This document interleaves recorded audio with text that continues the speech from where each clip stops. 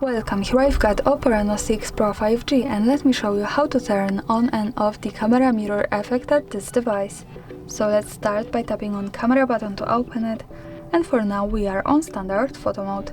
From here let's go to right corner button. When we tap to it we get access to more options about the camera we can manage, with settings at the last position, so we have to open them. Now let's tap to advanced settings, and here at the first place we have flip selfie option, so by using the button from the right we can easily turn on and turn off our camera mirror effect as we need.